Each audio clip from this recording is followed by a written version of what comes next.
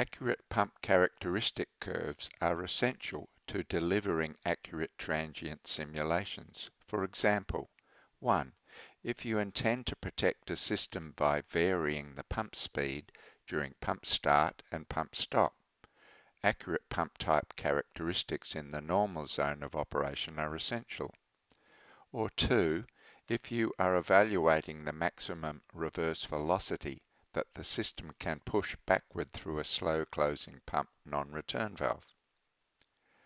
The software supplies pump type characteristics for generic pumps based on academic research. Generic pump type characteristics used for transient analysis will often not match the pump being used on your project. The mismatch could be large if a user identifies the pump as the wrong pump type. For example,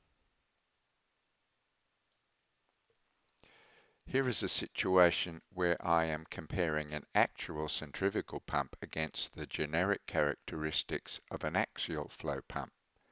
Obviously, that can be resolved by specifying the pump as the correct pump type, a generic centrifugal.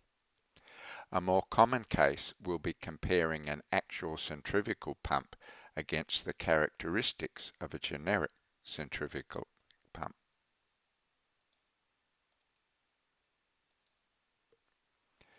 In this case, the 3 data points shown on the dotted black line have been taken from the manufacturer's actual pump curve.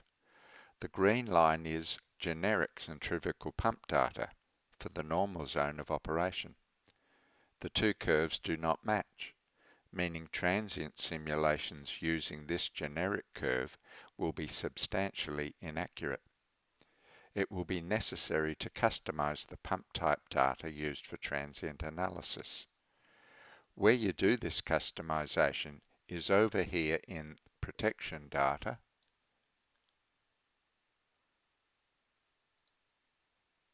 at the Pump Types tab. The tables define the torque flow characteristics and head versus flow characteristics of up to 8 pump types. The first 3 pump types are the generic centrifugal, mixed flow, and axial flow pump types. The remaining 5 pump types are provided for users to customize the generic centrifugal pump data, being the type of pump most frequently encountered by our clients. As an example, I'm going to customize pipe type number 5, my centrifugal 2. A word of warning, always customize a pump type curve of the relevant breed of pump.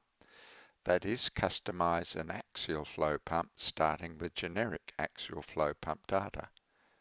For example, customizing real centrifugal pump data into a generic mixed flow pump's characteristics is going to lead to unrealistic extrapolation outside the normal zone of operation. The first step is to start with the essential input information, the manufacturer's pump curve sheet like this one.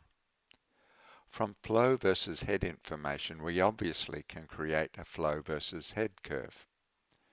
Add in efficiency values and the software can infer the shape of the pump's flow versus torque curve. The second step is to hit the Customize button with the relevant pump type selected. I'm prompted to specify the rated flow. I know from the pump curve that 11 litres per second is the flow at the best efficiency point. This is my rated flow. I need to enter 11 here and hit the next button. The pop-up form does the maths to divide the normal zone at flows less than the rated flow into 10 equal steps and presents the required flow rates greater than the rated flow at the correct ever increasing steps. Armed with these values, I need to refer to the pump curve sheet first for the flows less than 11 litres per second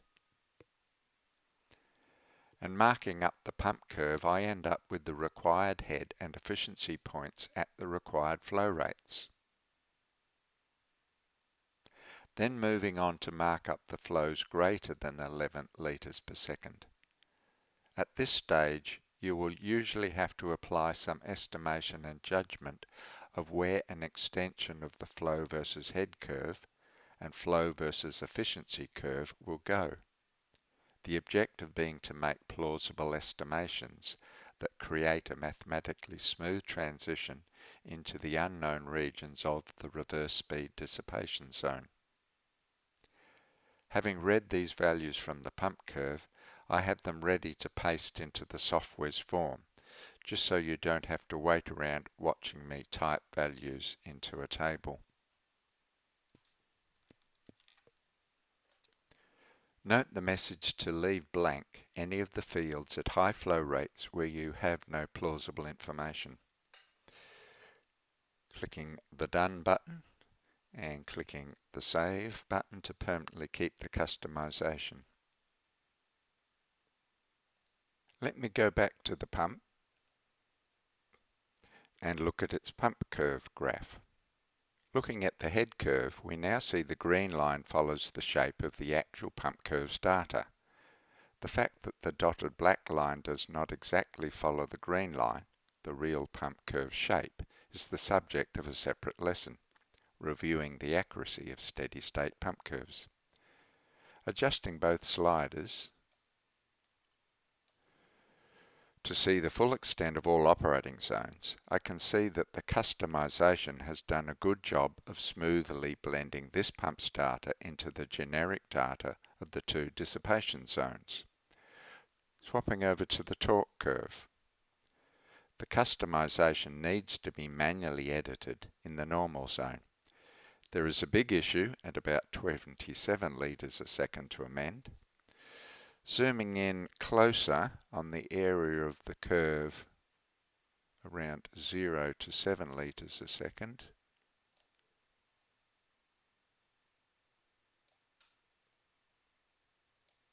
All of this part of the curve needs to be smoothed out.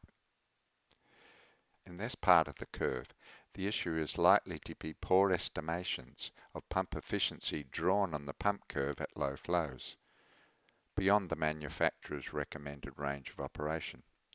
On some curves you may see efficiency values at low flows that conflict with what you read on the power curve at the same flows.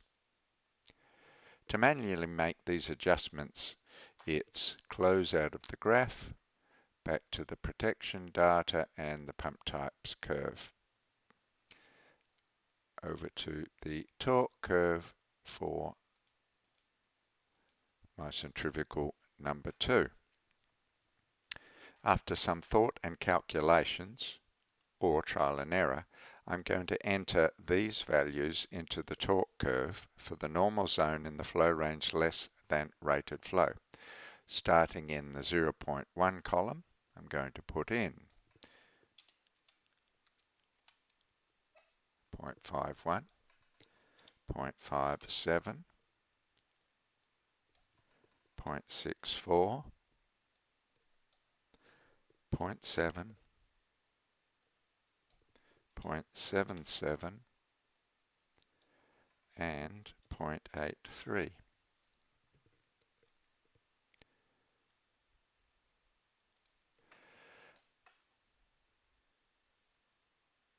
That should improve the torque curve in the range 0 to 7 litres a second.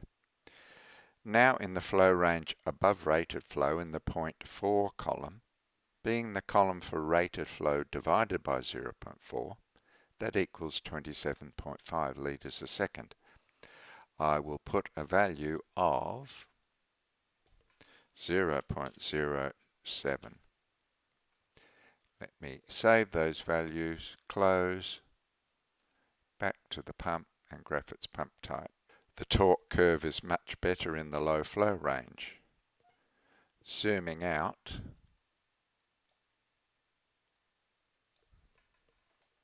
I see the 27.5 litre a second issue has been resolved. I'll close that and save the data. In summary, use the Customize tool to place the real head curve into the pump type. Then review and manually interpolate any torque issues.